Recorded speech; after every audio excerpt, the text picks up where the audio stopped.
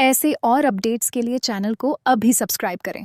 सलमा अपने पति फरीद के पोर्शन में शिफ्ट हो रही है, जिससे उसकी दोस्त हैरान है। सलमा बताती है कि फरीद ने ही उसे सारा की जिम्मेदारी सौंपी थी और उसे माँ होने का एहसास दिलाया। उसने ये भी कहा कि फरहत ने जो कुछ भी किया है उसका सिला वो भुगत रही है, लेकिन फरहत ही उसे इस घर में लाई थी और अगर वो यहाँ नहीं आती तो वो सारा की माँ नहीं बन पाती। सलमा इंसानियत के नाते फरहत को अकेला नहीं छोड़ सकती। वो कहती है कि अब ये घर उसकी दोस्त का है और वो अपनी जिम्मेदारी निभाने के लिए फरहत के पास जा रही है। उसकी दोस्त उसे जगह देती है।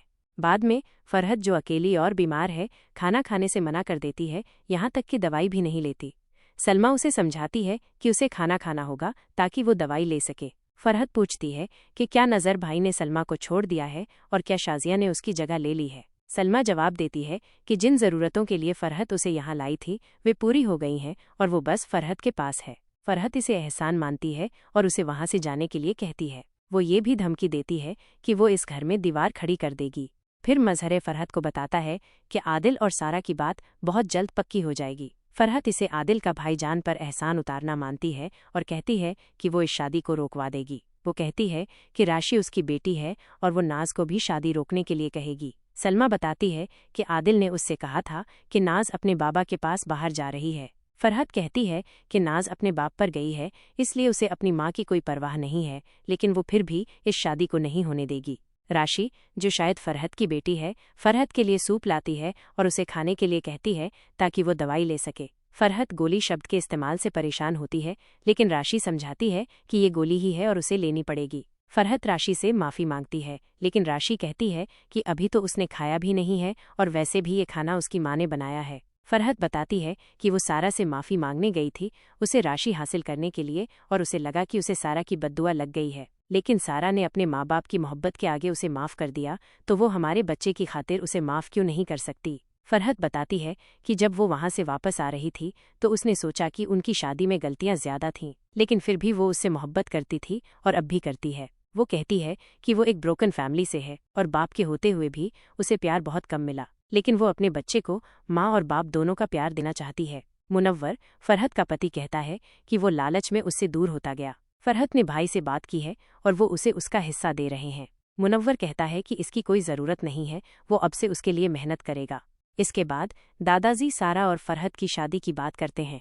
दादाजी उम्मीद करते हैं कि जिस तरह सारा के लिए उन्होंने एक रिश्ता पसंद किया और उसने उनका मान रखा, उसी तरह फरहत भी उनका मान रखेगी। फरहत कहती है कि अगर उन लोगों को कोई इशू नहीं है तो उसे भी कोई एतराज़ नहीं है। दादाजी फरहत से कहते हैं कि वो अपने शौहर को इनकार नहीं कर सकती। फरहत नाना नानी से पूछती है कि उसका रिश्ता कहाँ तय किया है। बाद में ज़ारा आदिल से पूछती है कि क्या उसे सरमत से मोहब्बत हुई थी। आदिल बताता है कि जब उसने दूसरी बार ज़ारा को हैदराबाद में बिठाया था तब से वो उसके बारे में सोच रहा है। जब उसकी माँ उससे कहती थी कि ज़ारा से शादी कर ले तो उसे ज़ारा के डरे हुए अंदाज से नफरत होती थी। उसे गुस्सा आता था कि ज़ारा अपने हक के लिए क्यों नहीं लड़ सकती। वह चाहता था कि ज़ारा दुनिया देखे और शायद उसकी बचपन की समस्याएं भी दूर हो जाएंगी। जब ज़ारा ने उसकी जगह ली तो वो वैसे थी जैसे आदिल उसे देखना चाहता था।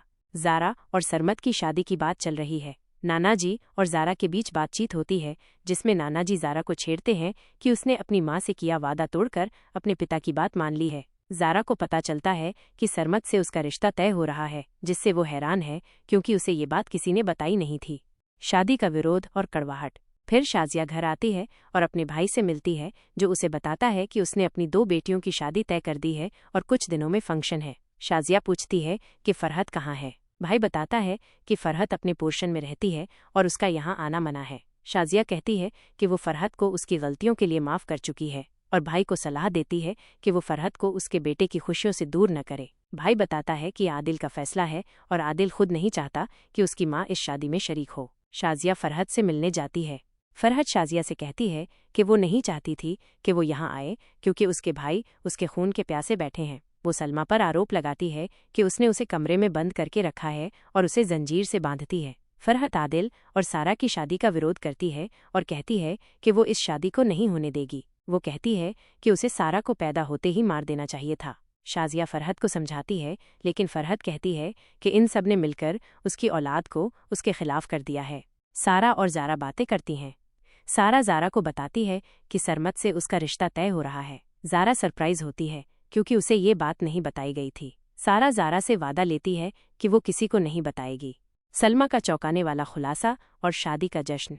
सलमा फरहत के लिए मिठाई लाती है और उसे बताती है कि घर वाले आज बहुत खुश हैं क्योंकि आदिल और सारा की शादी पक्की हो रही है और सरमत और ज़ारा की भी। फरहत कहती है कि वो इस शादी को नहीं होने देगी। सलमा फरहत को बताती है कि उसकी इजाज़त के बगैर वो कहीं आ जा नहीं सकती। सलमा बताती है कि उसने घर वालों को फरहत के शर से दूर करने के लिए उसकी जिम्मेदारी ली थी। सलमा ये भी बताती है कि नाज की आज फ्लाइट है और उसने नाज से अपनी माँ से मिलने के लिए कहा था, लेकिन नाज ने कहा कि उसकी माँ बहुत टॉक्सिक है और वो उनसे मिलकर सफ़र अच्छी तरीके से नहीं गुजार सकती। फरहत गुस्से में सलमा को जान से मारने की धमकी देती है। सलमा कहती है कि फरहत तभी उसकी जान ले सकेगी जब वो खुद जिंदा रहेगी। सलमा फरहत को बताती है कि इतने अरसे से वो जो उसे खाना दे रही